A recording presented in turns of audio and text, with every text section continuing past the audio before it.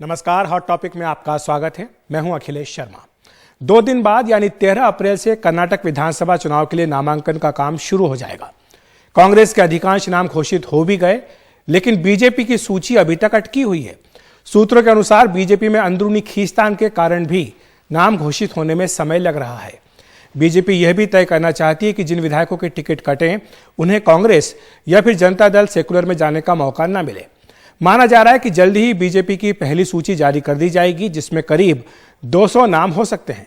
BJP कई विधायकों के टिकट भी काटने जा रही है और उनकी जगह नए चेहरों को मैदान में उतारा जाएगा। इसके लिए पार्टी के बुजुर्ग नेताओं को निर्देश दिया गया है कि वे चुनावी राजनीति से हटने की सार्वजनिक घोषणा करें। पूर्व उप मुख्यमंत्री के.एस. ईश्वरप्पा ने ऐसा कर भी दिया, लेकिन पूर्व मुख्यमंत्री जगदीश शेट्टार अड़ गए हैं। उन्होंने कहा कि वो तो चुनाव लड़ेंगे। लेकिन पहले बात कर लेते हैं ईश्वरप्पा की, जिन्होंने आज बीजेपी अध्यक्ष जेपी नड्डा को एक पत्र लिखा और चुनावी राजनीति से संन्यास लेने का ऐलान किया। उन्होंने अपने इस पत्र में लिखा कि मैंने कर्नाटक विधानसभा का चुनाव नहीं लड़ने का फैसला किया है। ये इस पत्र में उन्होंने लिखा है। मैं चुनावी राजनीति से अलग हो रहा हूं। पिछले 40 वर्षों में पार्टी ने मुझे कई जिम्मेदारियां दी हैं। बूथ अध्यक्ष से पार्टी के प्रदेश अध्यक्ष तक का सफर मैंने तय किया है। मुझे उप मुख्यमंत्री बनने का सम्मान भी मिला है, लेकिन अब पार्टी के निर्देश के बाद अब मैं चुनाव नहीं लड़ूंगा। ये बात उन्होंने अपनी ओर से कही है। और बीजेपी सूत्रों के अनुसार राज्य बीजेपी के कई अन्य दिग्गज नेताओं को भी इसी तरह चुनावी राजनीति से हटने की सार्वजनिक घोषणा करने का निर्देश दिया गया है। लेकिन पूर्व मुख्यमंत्री जगदीश शेट्टार ने कहा कि उन्हें आला कमान का निर्देश आया है। ये इस बात को उन्होंने आज कहा सार्वजनिक रूप से, लेकिन वो तो चुनाव लड़ना चाहते हैं। ये शेट्टार ने स्पष्ट कर दिया। उन्होंने मीडिया से कहा कि उन्होंने आला कमान को यह बात बता दी है कि वे चुनाव लड़ेंगे।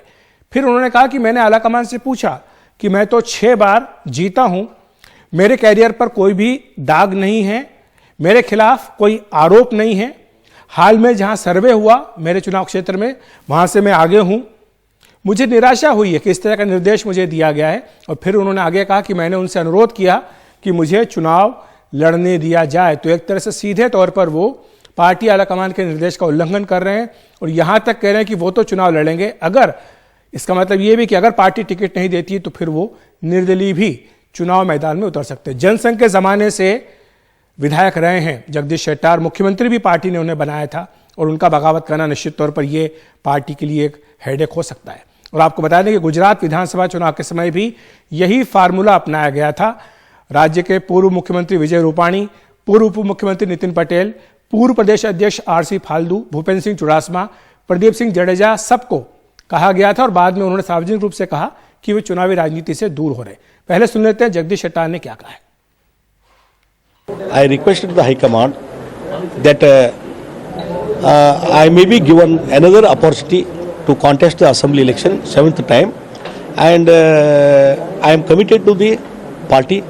I am a loyal worker of the Bharatiya Janata Party. My Shettar family from beginning, it is from Jansangh, RSS and BJP.